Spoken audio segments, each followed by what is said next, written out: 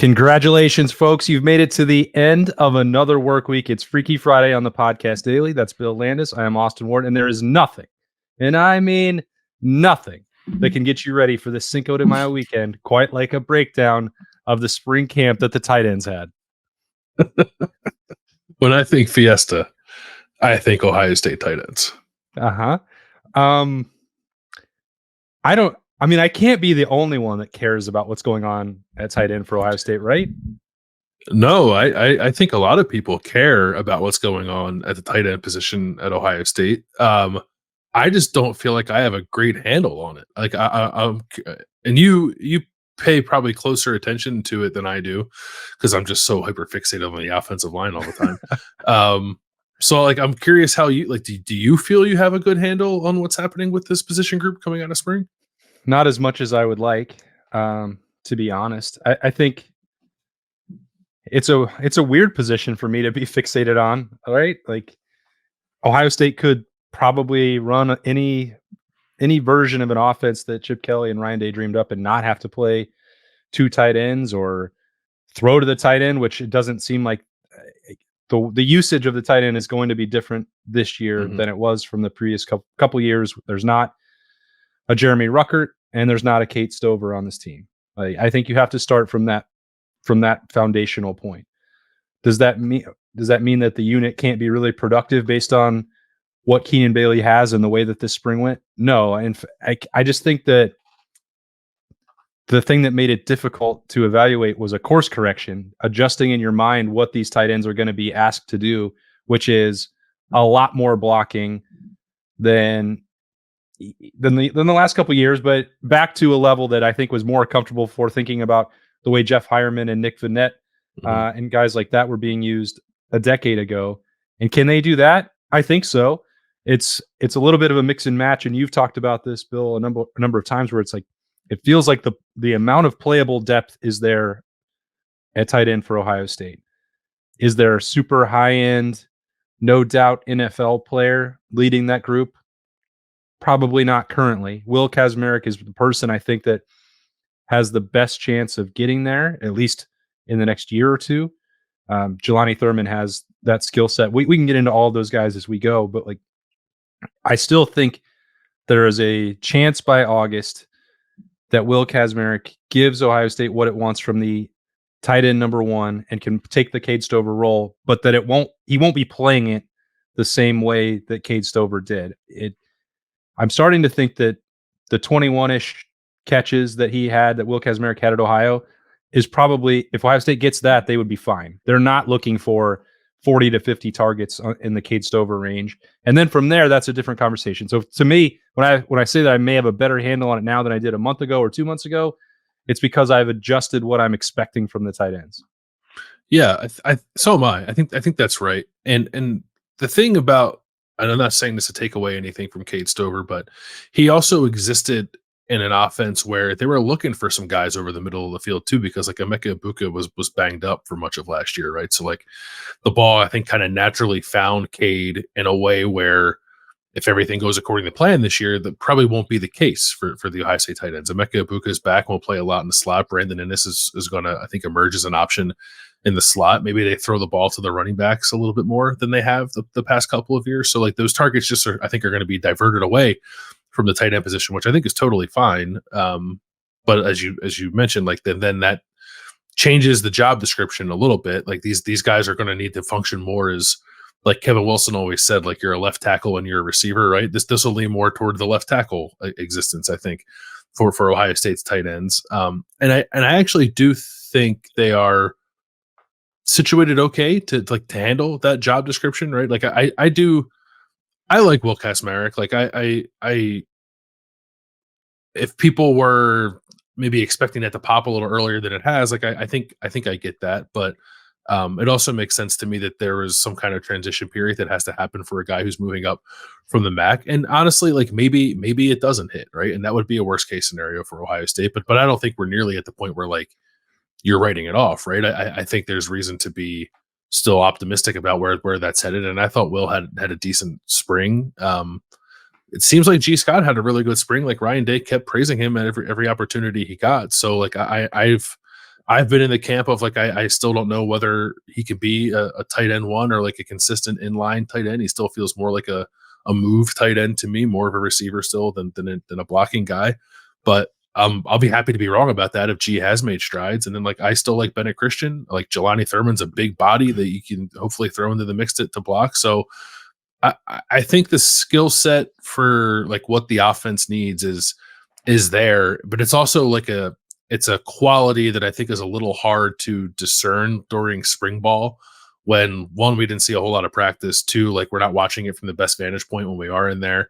So like all you really have to go off of is the spring game. And even that I don't think is a great sample size. So it's still like very much wait and see for me. But I do feel like I see a group that can accomplish what Ohio State needs them to accomplish. I think this was really driven home to me around the Student Appreciation Day scrimmage in the tight ends.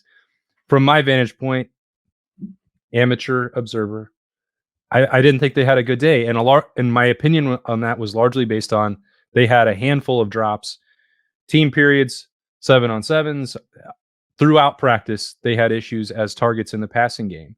And I talked to people about that. And I said, because I'm like, hey, I talk about the tight ends a lot, probably too much. Like, should I be concerned about this as we evaluate where this group is in spring? I talked to multiple people about that. And they're like, well, if your expectation is only that they're going to go out and catch 40 to 50 passes, then yeah, you can be concerned about that. But maybe pay attention to some of the other things that they're doing really well, which is like powerful run blocking and physical development and cohesion and different things that Ohio State's trying to do on the offensive side, where even at that point, I think you could have asked Keenan Bailey or Ryan Day and Chip Kelly and given them truth serum and say, oh, this tight end group is not where we want it to be, need it to be at this moment. And I think 2 weeks later, they would say, we're starting to see some things, particularly as blockers, that makes them feel that they can still function as the offense that they want to be. And you bring up the spring that G. Scott had. I don't know if it's just the length of time that he's been here, not considered him as like, I don't know, can he be the tight end one because of the blocking part?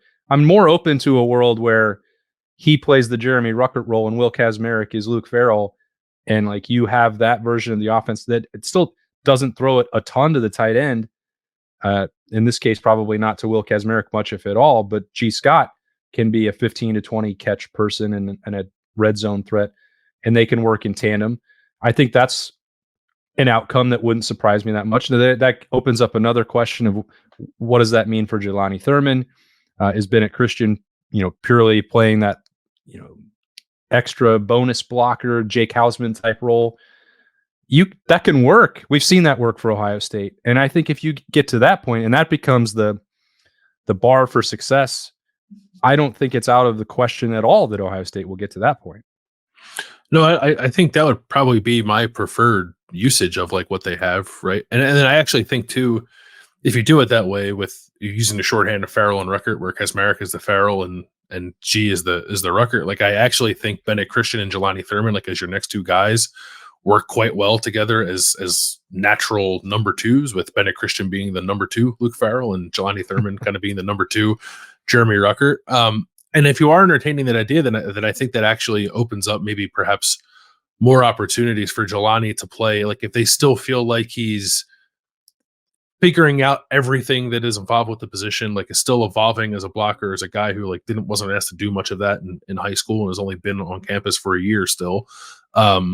Then you can still throw the ball his way, right? You can still utilize what he does best at the moment, which is like be a big body in the red zone, give Will Howard, whoever is the quarterback, like a big old target to throw the ball to. Like, then I don't think you're asking Jelani to do too much, and perhaps he's not quite ready for it. And you're leaning into the strengths, I think, of everyone in the room. It's just going to have to be like, I think there were times, and maybe this is a product of just how the room was, and not necessarily a reflection of like Cade Stover's totality of skill set, but like it felt like Cade kind of had to do everything. And like at times you could rely on like the one guy to just basically like do everything you need him to do. I don't know if they have like the one guy who can kind of do everything in this room, at least not yet. Maybe they will by the time the season rolls around, or like by mid-season, somebody really hits his stride. But it does it does feel like you're going to have to like pick and choose the skill sets of certain guys depending on the situation and what you're trying to do, and like that will determine who is in the game. But I don't think that's necessarily a bad thing if you end up playing 3 or 4 tight ends the number of snaps you were giving Cade Stover. I actually think that can maybe work out to everyone's benefit in a world where they're trying to keep guys fresher for the long haul of the season. Yeah, I think that goes to your point, Bill. It's like if we're talking about playable depth, like there was a wide disparity for really the last 2 years between Cade Stover and anybody else in terms of upside potential, all around tight end ability, NFL draftability. And that wound up leading to way too much of a workload on Cade Stover. And if you want to think of one reason why he may have slid in the NFL draft, I think probably his physicals and x-rays and medical evaluations weren't great because he had injuries on every part of his body in the last 2 years. Now, that could be bad luck, but for someone with Cade Stover's toughness and willingness to take every one of those reps, I think he was probably being put in a position that wound up being unfair. And a year ago when he came back, Keenan Bailey talked about that and said, we can't ask Cade Stover to play 70 snaps. He will say yes, and that's not good for the program as a whole. So I think that's sort of what you're talking about. It is the ideal outcome is that you absolutely have a Brock Bowers first-round draft pick, a Cade Stover NFL draft pick. Like you want one of those guys leading your room, and that makes you a much more dangerous offense. But there aren't a ton of them. And that doesn't mean that you have to abandon the tight end position as a whole just because you may not have one, no doubt about it, talent. I think there's a world where the ceiling has dropped individually and the floor has been raised collectively. I think I would agree with that assessment. Yeah. And that can be good enough. Like I think it's not the most exciting way to describe a position group, I suppose, but I think it can be good enough for what Ohio State needs. And they never really got to the place last year. I thought like it's like clearly in last spring they were like very intent on finding a way to like not put so much on Cade Stover, and he played 700 snaps in 2022, and he still played over 600 last year. Right, he still had double the amount of snaps that G. Scott played as a number 2 tight end last year. So like, I clearly never got to the place. And he probably would have. And sorry to interject, but he would have had 700 if he didn't get hurt in November. Yeah, right. So like that, the dynamic really didn't change. I think they played probably fewer snaps on average in games because of like clock rules and stuff like that. But in terms of like percentage of snaps, Cade Stover was used just as much as he was the year prior when they like had hoped to not have to do that. So they'll be able to avoid that this year, I think, just because like I don't there's not going to be anyone there like commanding 600 snaps of tight end play, I don't think, unless again someone like really has an awesome summer and gets to that point. But I'm not on alert for that. So I think you're going to see like maybe G. Scott plays like 500 snaps, maybe like 400, and Wilkes Merrick plays like 500 snaps. And Jelani Thurman maybe plays, 200 to 300 snaps. And I think that is like, I don't know, that seems like a decent usage for me. I know there are probably a lot of people who maybe are listening to this and just want to hear like Jelani is going to play all the tight end snaps. And like, I get that. Cause like I find myself wanting that sometimes too, when I see him catch a slant in practice and run down the middle of the field like a freight train. Like, oh, that looks fun. Let's do that all the time. But I also like, I want to be respectful of what it takes to play this position at a high level too. And he is still a young player who's not really, again, played tight end all that much. He was more of like a big receiver. So there's still some development there that has to happen. But I either way, I think he has a much larger role this year, and the tight end room in general is like a more balanced operation than it has been the last few years. I wonder, and I don't know the answer to this. What if Ryan Day and Chip Kelly and Keenan Bailey would look at? We talk about this a lot. Like, if somebody does something well, why don't you just go let him do it? Jaden Ballard can run a fly route. Like, why don't you just let him do that? Jelani Thurman may not be the most polished blocker yet. Let him run a slant and run like a freight train down the middle of the field. Like, I don't know where Chip Kelly is on that scale of being open to doing things like that, tailoring roles. Mm-hmm. But for this specific position, and we talk about it all the time, that development, you have to be able to block a defensive end on one snap, and then you have to beat a safety on a route in the next rep. Like, we know, we've heard that a million times. Like, can you cut that in half? If you're thinking about room that needs to concoct a game plan to take advantage of the strengths of those 4 players and put them in different situations. Maybe they can do that more with Jelani Thurman than they would have a year ago. Maybe that's the best use of G. Scott to get and tap into the Ruckert Farrell tandem that from a couple of years ago. Like I don't. We haven't spent enough time around Chip Kelly for me to know if he's like more open to that idea than Ohio State's coaching staff has been for the last several years. Yeah, it's a good question. I don't really have a feel for that answer either. I guess I would choose to be optimistic, I guess, that he maybe will see it that way. And that's like the benefit of having some fresh eyes coming in. It was the one thing that I was like pretty excited about with the potential of Bill O'Brien, because Bill O'Brien comes from that Patriots background where they utilized the tight end pretty heavily when he was there. And I remember when Bill O'Brien went to Penn State, it's like all anyone talked about was Bill O'Brien uses 2 tight ends, and like one of them's called the F. Isn't that cool? And they're gonna like move him around and throw him the ball a lot. And it was like, who's gonna be the Gronk and who's gonna be the, apologies for the comparison, Aaron Hernandez type, right? So like I that obviously isn't happening here now because Bill O'Brien left, but like Chip Kelly utilizes the tight end position for sure. And he might look at a guy like Jelani and think to himself, like, yeah, I can use that guy. Maybe I can't use him in all the ways you would hope to be able to use a tight end, but there are definitely ways you can use that skill set. So I hope that it opens up more doors. It's a thing that I think has been a somewhat fair criticism of this coaching staff, is like we understand that, you know, you're trying to develop holistic football players here, but in the meantime, can you go let that guy do the thing he does really well already? So we'll see. I'm eternally hopeful for that, and usually left disappointed, but maybe this year will be different. I would be remiss, and we're not going to make the same mistake. We did not talk about Patrick Gurd in the spring tight end position preview, and he started in the spring game. Yeah, he'll play. He'll play. He's the Mitch Rossi type, I think, right? Like we'll see how creative Chip wants to. You got to earn that title, Bill. We don't. Yeah. We just don't hand that out willy-nilly around here.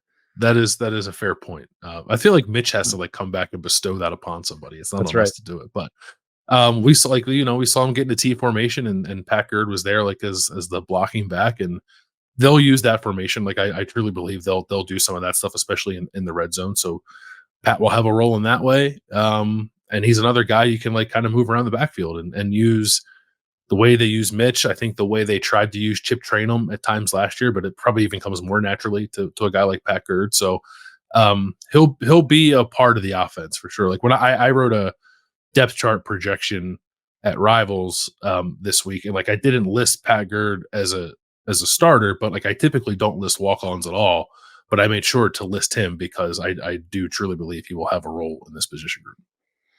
You had TC Caffey on there as well, so you had 2 walk-ons. I did, yeah, same deal. I also was like trying to get ahead of maybe if Ohio State's looking to put some walk-ons on scholarship. I think those are 2 guys near the top of the list. So wanted to be able to look back and be like, I knew it was happening. I'm not behind. Of course you did. Are there going to be any title changes on Saturday at Backlash? Oh, no, I don't know. I kind of think not. Okay. I feel like it'd be too soon for a lot of people, right? I think Jade Cargill and Bianca Belair are leaving with the tag straps.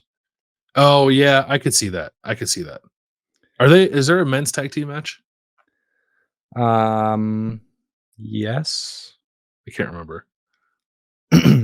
Not like obviously like like Cody Rhodes is not going to lose, and I don't think Damian Priest is going to lose after they made him hold the Money in the Bank briefcase for as long as he did. So I think it'd be pretty funny if he did, but anyway, it would be funny. Yeah, that's 1 minute to get ready for your weekend. Verm was trying to get us to do a full PLE preview. I don't think anybody is ready for that on this channel. But maybe we'll check back later on Friday night and have some drinks and open some cards, and we'll just decide to go live and talk about wrestling. I don't know. Maybe not. You let us know. Hit us up on subtext, and if there's demand for it, we're pretty easily coerced into doing things like that. But otherwise, we hope you enjoyed a Freaky Friday breakdown of the Ohio State tight ends after spring camp. Thanks for joining us. Hope you have a great weekend. Cinco de Mayo. You've got PLEs for WWE and trade night on Saturday night in Grove City at Card Collector 2. Bill and I will be there as well if you want to come hang out and talk some cards and some Buckeyes with us there. So thanks again for joining us all week long on the Podcast Daily. He's Bill. I'm Austin. We'll see you later.